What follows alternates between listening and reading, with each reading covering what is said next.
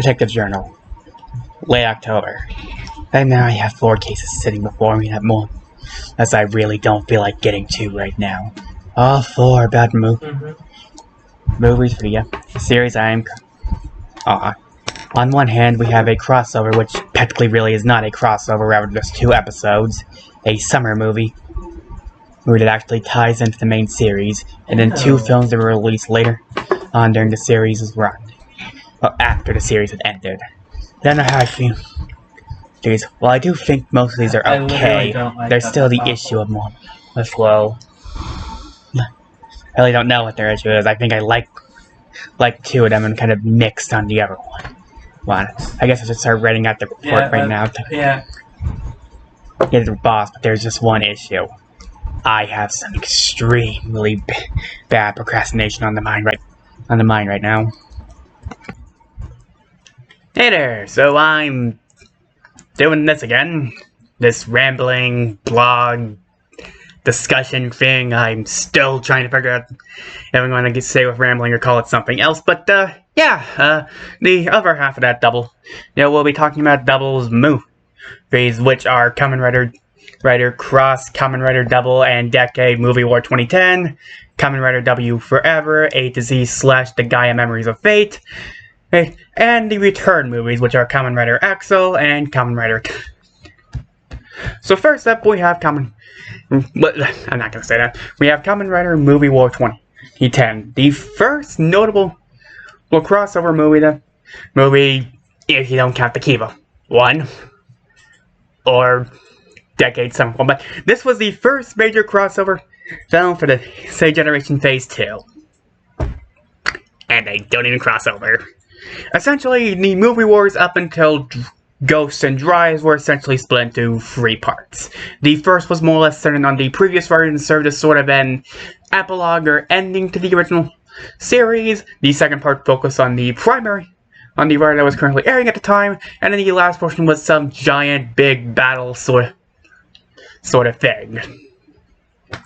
I don't like it, but at the same time, I don't hate it.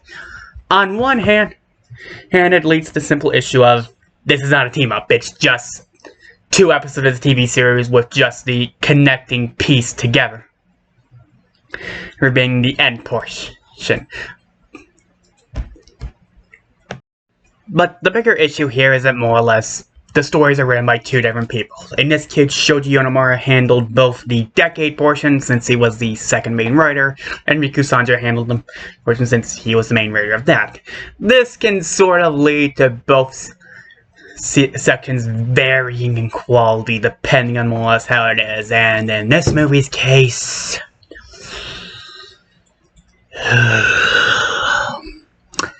Okay, so, story here.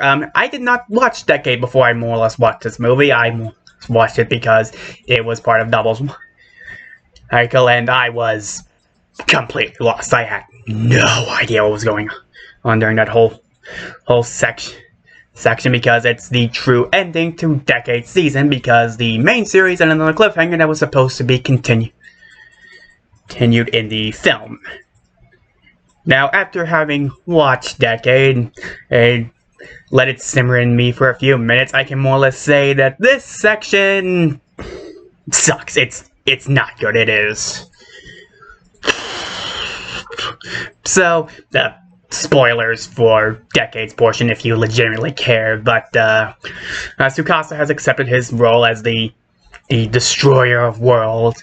Rollins began to destroy all the Kamen Riders in usual Gary Stu fashion, as despite more or less outnumbering him, he is able to more or less outdo him because he is that much of a god mode. So, well, Natsumi has decided that she wants the person who has never once really treated him with any respect whatsoever, and still doesn't treat him with any respect. Well, yeah, but at the end, I'm kind of blanking on the guy's name, just exists, and Yusuke, for some reason, has regained his senses from the main series, and Mollis is now sort of the leader of the group. Yeah, it is.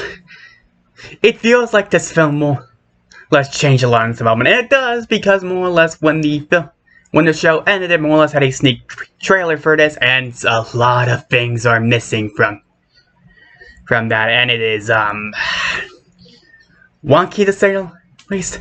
Despite being the main finale to the series, it still leaves so many weird questions and just bizarro things like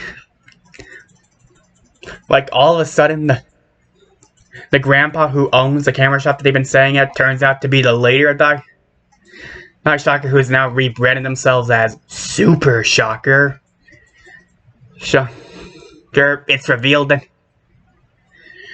that Nakari, gotta look this up again. God, professionalism at its worst.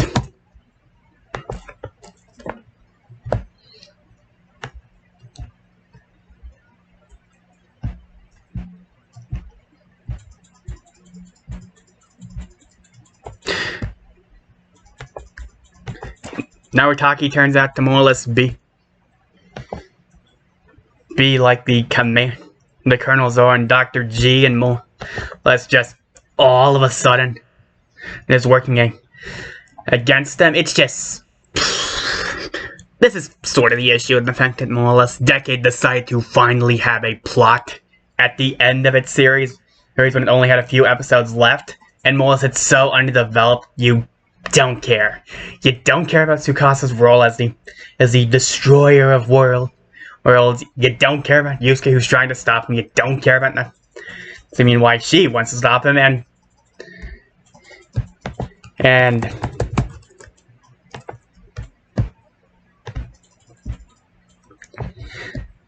Daiki. You don't care about Daiki, and more or less the weird. Also, there's just some weird introduction of characters, like they introduce a new generation Electro Wave Tackle who was from Kamen Rider Stronger, who's now falling around.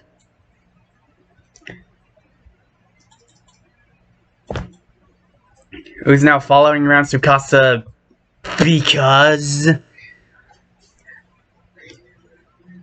it's just, that just has the weird things like more. And like the ending, when it gets to the end portion, it's like tries to wrap it up like, oh, this was all meant to be, and Tsukasa's brought back as good now because his friends remember him in the photos he's taken, and I know I'm being very over the place here, but it's just such a confusing, contrived set of things that happen that it doesn't feel worth it. I mean, if you were invested in Decade's story overall, I guess it's an okay conclusion, but it still leaves a lot of plot points. Thing like was Naritaki always supposed to be Dr. G? What about the grandfather? Did he secretly remove his own memories so he can more or less keep watch on Tsukasa? So, and technically it's not over because the special carries over into the movie war portion. So, there's that. Double's portion does fare a lot better, seeing as how more or less not only does it serve as a prologue for the series, but expands upon elements that we already know of. So, it is easy to get in if you more or less are a newbie and that's coming in from this. Though it's still recommended that you watch up to that point. So the Naru Detective Agency is on the case of people who are supposedly dead coming back to life and more or less coming upon the Dopon causing it, who then proceeds to bring back Sakichi Naru, the Shotaro's old mentor and the original head detective of the Naru Detective Agency, to school with him. Because of that, he quits while Philip falls in to remind him why they are doing this, and that gives us the beginning. That portion that was more or less given a sneak peek at the beginning of the series finally sort of comes back here.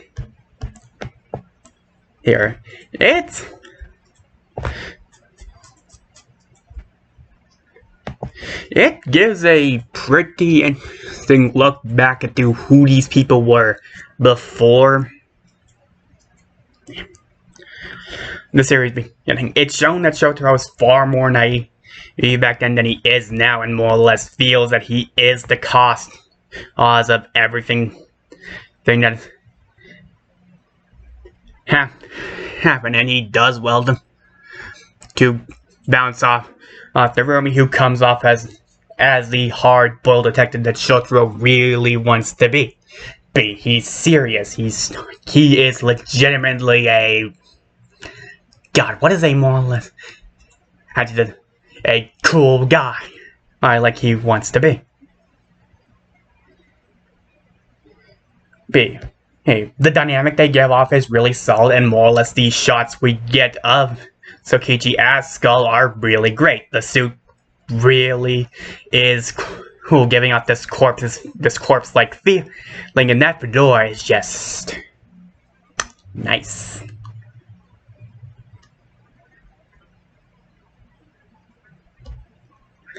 Nice. It does more or less help that I do feel this cast does just gel a lot better together than I feel the Decade cast ever did, honestly. Honestly, when I get to Decade, I will probably more or less explain my issues with the cast, but it mostly feels like everyone that's kind of just backup dancing force so rather than feeling like, a cohesive unit that they work all together. And it shows more or less, Philip is concerned about Shoto. He wants to help him set things right and do the job that Tsukichi left them to do. And more or less the twist at the end of more or less what Opon actually is legitimately kind of quirky. It is primarily, and there's really not much to say about the last third. It's just one elongated action scene where the writers just go like, oh hey there, you, we should stop that. Yeah, we should definitely stop that. They fight, they shoot stuff, they deal with the blob monster that's supposed to be some kind of reference to an old Kamen Rider movie I'll probably watch at some point to better understand that another universe, Tsukichi shows up and more or less helps Shotaro forever more or less move on from that night, and the film sort of over with a sneak preview of the secondary writer for Double showing up. Overall, the film is uneven. Decade's portion more or less has all the issues that Decade sort of has and doesn't really feel like a solid conclusion. The series just kind of things happen to make them go the way they do. While Doubles is a really great backstory episode to the series to give more context to these characters. It's worth it just for the Double Begins night portion, even if more or less the Decade part is less than ideal. So that leads us now to the summer movie of the franchise, of the series. Series 8 is the Gaia Memories of Fate, which sees Futo and Chaos as new types of Gaia memories begin to follow the sky of dopants that the titular writers had defeated. But that's not the main problem, as of terrorists that go by the name of Never, led by earlier Katsumi Daido, who also is a Kamen Rider himself, Eternal, intend to turn Futo into a heck on earth as vengeance against the museum for plights against him. Okay, so why the entire city? That's like blaming Wisconsin if you don't like mac and cheese, because that's where a lot of cheese comes from. It's just a little overkill. But I do think this film's a lot better than the movie award 2010. It helps that it is focused primarily on the series itself instead of having to share it. The stakes are properly raised. It gives us a villain who is on the same level of threat in the form of Dio, being terrifying and serious in his goals and fairly ruthless in what he does. Yeah. And I do like how it shows progress, because it gives us early fights against previous Dopants. It shows how far we have come since the beginning of the stories, and sets the villains as far different than the basic run-of-the-mill criminals and unsuspecting patrons. And while Katsumi lacks some of the quirkiness of the old man, the cold, serious, and ruthlessness of his personality, willing to sacrifice anything for his vengeance, like, works well, and Eternal really lies into that mercenary side of him, and the white perfectly contrasts his completely evil personality, and that cape just works. Though his other mercenaries are kind of light in the character department, mostly just defined by a singular personality. There's the silent stoic one, the big rough and rowdy tough guy, the campy comic relief. The only two who really get any characterization is the token dark chick, Reika. Reika, who gets more scenes outside of the action stuff, where her choice of memory comes from the fact that she misses the warmth of being alive. Oh yeah, these guys are zombies too. Because of course. And Maria as Cranberry. No, I'm not kidding, that is her last name.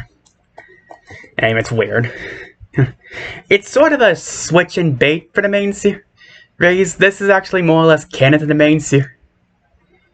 The old Dopant gave a revelation that Shroud was Philip's mother, which puts him at conflict as he believes that Maria may be Shroud out of disguise. Which leads to some conflict when she does betray them for Katsumi, because she's her mother. She is his mother. However, and both are used by the respective leaders of the villain factions who are trying to help the heroes.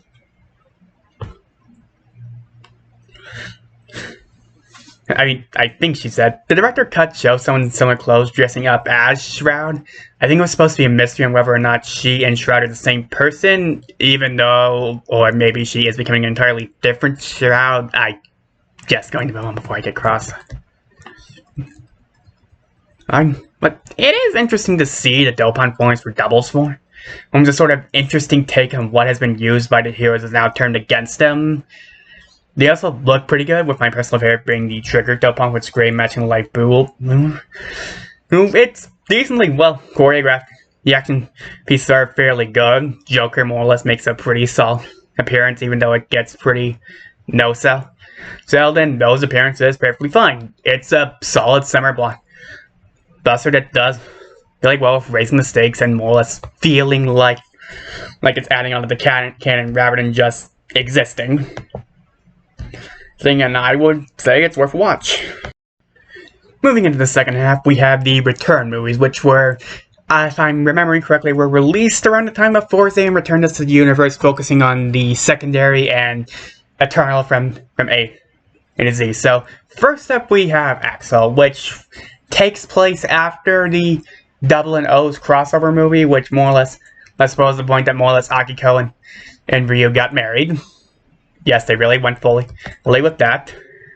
Anywho, Ryu finds himself wrapped up in a case regarding a pickpocket ring, which Ryu has a run with a mysterious assailant murdering a bunch of these members, with the only lead being the sole survivor to the group, Aoi Katsuragi. While she does find and arrest her, he's attacked by the masked soldiers commanded by the Commander Dopant. Dan Ryu now more or less has a time limit on his hand as the Dopant puts a bomb on Aoi and frames him with the attempted murder of one of the officers of the case to find an item that the ring has that the commander has an interest in. What follows is an odd couple kind of setup, as Ryu and Aoi need to rely on one another to get out of the situation they are in, as they realize they have a lot of similarities to spend time.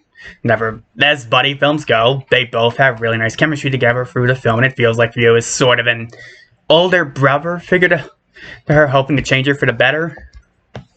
As it works, it's more or less kind of like a cap to Ryu's overall character.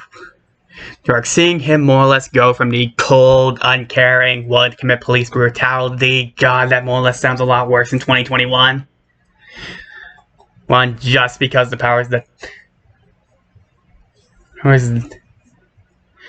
the Dopant uses matches up with how his family died. It's interesting comparing him to how he is now. Far more cool, composed, and willing to try and help people turn a new leaf over rather than just treating him like criminals, which puts him in more or less great contrast with the villain, who feels like what Ryu would have become if he did not meet the Narumi Detective Agency group.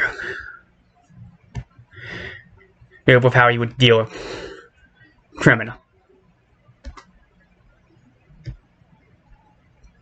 And I kind of like how the commander's Dophon sort of has some elements of whether like it's the past coming to haunt him. And the new gimmick here is that the thing they were searching for is a booster enhancer for the memory, which powers up the memory that's used with it. So when the commander one uses it, it gives him armor and a cogwheel sticking out the back. Yeah, I don't know what that is for specifically. And View, of course, also gets to use that booster, which gives him a yellow form to complete the trifecta of it. And it is technically more or less tied into the main series as adapt. They're kind of more of just something left over from the Sonozaki legacy because memories are still like being there an issue here.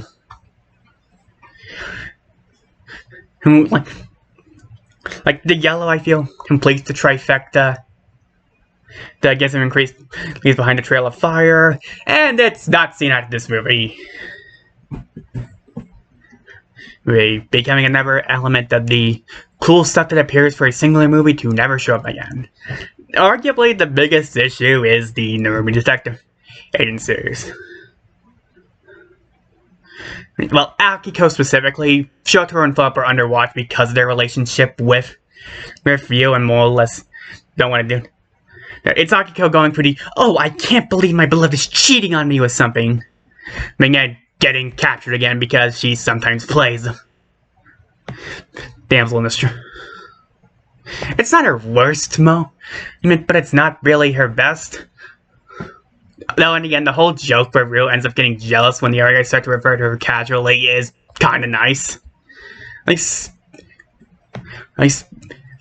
All in all, I still think this is a great cap to Ryu's arc throughout the series that more or less feels like he has come a long way from who he used to be.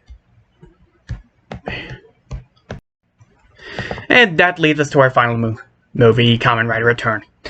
Which more or less starts with Shotaro and Philip dealing with another sweet stop, but when a girl with psychic powers suddenly attacks them, claiming that she is here to more or less avenge the death of Katsumi.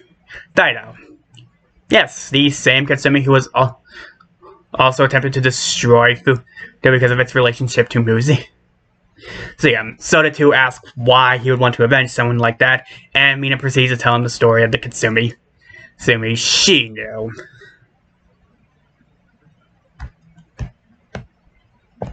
Now, I don't think this movie is bad, but it feels like this movie doesn't do anything for Katsumi. I think it's a good story, but nothing about it changes my opinion on him. I don't feel any more sympathy than I did already for him, considering how bad his childhood was, and it really doesn't do anything for the other members of the free male members don't get much development and spend most of it outside of it.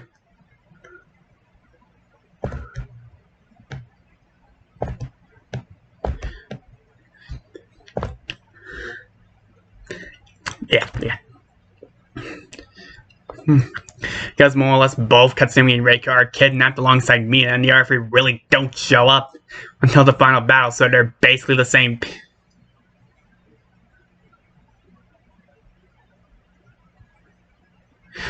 Also, it never shows why they were so willing to follow Katsumi after his descent into madness. Maybe it was just out of loyalty to hear the fact that their emotions have been dulled for so long.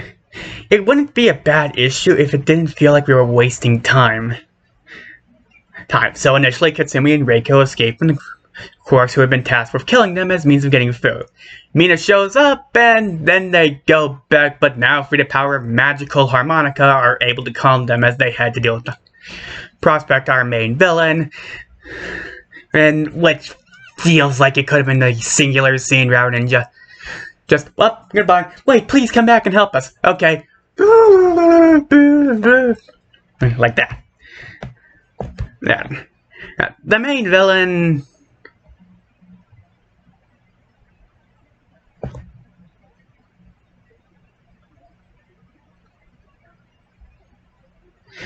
The main villain is your standard evil scientist, lack of care for anyone that isn't useful to him and enjoys just watching others suffer. He's fine as an antagonist.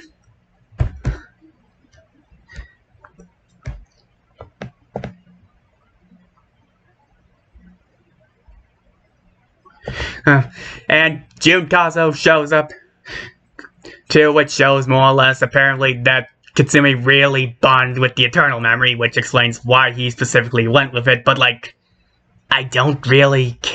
Like, it shows how he also became a member of a Necro,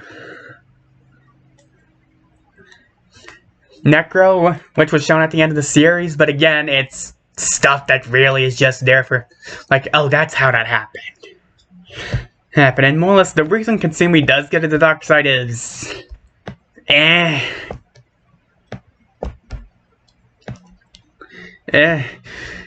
just a bunch of people he's only just met end up dying.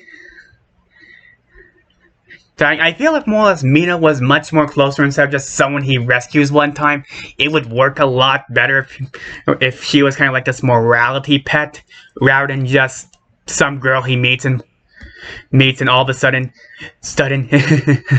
now I'm perfectly fine with doing a bunch of terrible, awful things. Again, it's still a fine enough story, but it doesn't really do anything for the character. In my honest opinion, it's just kind of there for people who enjoy Katsumi Die, though. It doesn't do much for the Ever Never Men. And whereas the stuff it does bring up is mostly just fan service and, oh, hey, remember that? No, it's perfectly fine. Fine. If I were to rank these, I guess I would say, Axel would be the best of these, then A to Z, then Eternal, then Movie War 2010. I would say this has been one of the better movie sets from Kamen. Right, though sometimes that is not too difficult. So that be sure to click the video links above to more. Let's watch ever content and hit the little button down below to be notified of new content. Then make sure to subscribe and see you later.